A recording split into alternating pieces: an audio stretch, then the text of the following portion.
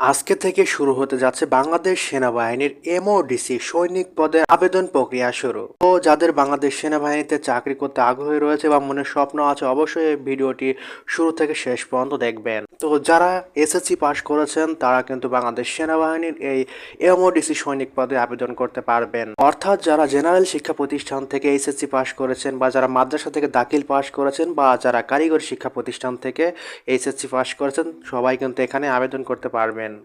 এবং এই সার্কুলার রেজাল্টের ক্ষেত্রে একটা বিষয় উল্লেখ করা আছে, যাদের জিপি অর্থাৎ 5 পয়েন্টের মধ্যে 2 পয়েন্ট বা 3 পয়েন্ট থাকবে তারাও এখানে আবেদন করতে পারবে। সেক্ষেত্রে আপনি এসএসসি পরীক্ষায় যে 2 পয়েন্ট পেয়ে পাস করেছেন বা যারা 3 পয়েন্ট পেয়ে পাস করেছেন তারাও কিন্তু এখানে আবেদন করতে পারবেন।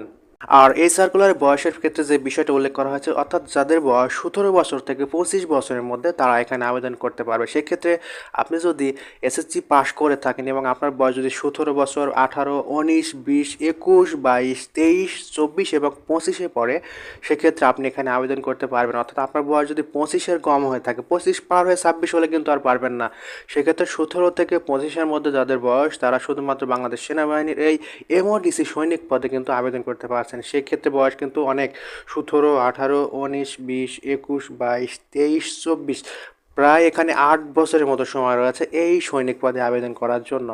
এবং এই সার্কুলার উচ্চতার ক্ষেত্রে শুধুমাত্র বলা হয়েছে যে 5 ফুট 6 ইঞ্চি। সেক্ষেত্রে যাদের উচ্চতা 5 ফুট 6, 7, 8, 9, 10, মানে 5 ফুট 6-এর উপরে হলে সমস্যা নেই, কিন্তু 5 ফুট 6-এর নিচে যাদের 5 ফুট 4 বা 5 তারা কিন্তু এখানে আবেদন করতে পারছেন না। সেক্ষেত্রে আপনার উচ্চতা শুধুমাত্র যদি 5 ফুট 6 থেকে উপরে হয়ে থাকে, সেক্ষেত্রে আপনি এখানে বাংলাদেশ সেনাবাহিনীর এমওডিসি এই সৈনিক পদে আবেদন করতে পারবেন।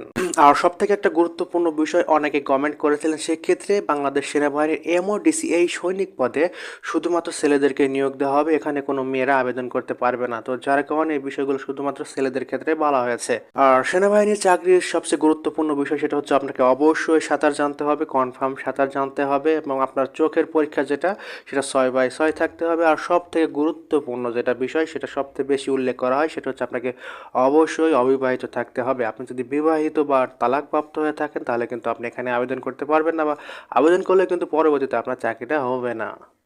তো আজকে যেহেতু 25শে নভেম্বর, সেহেতু আজকে থেকে কিন্তু এই সেনাবাহিনীর এমওডিসি সৈনিক পদের এই সার্কুলারে আবেদন কিন্তু শুরু হয়েছে।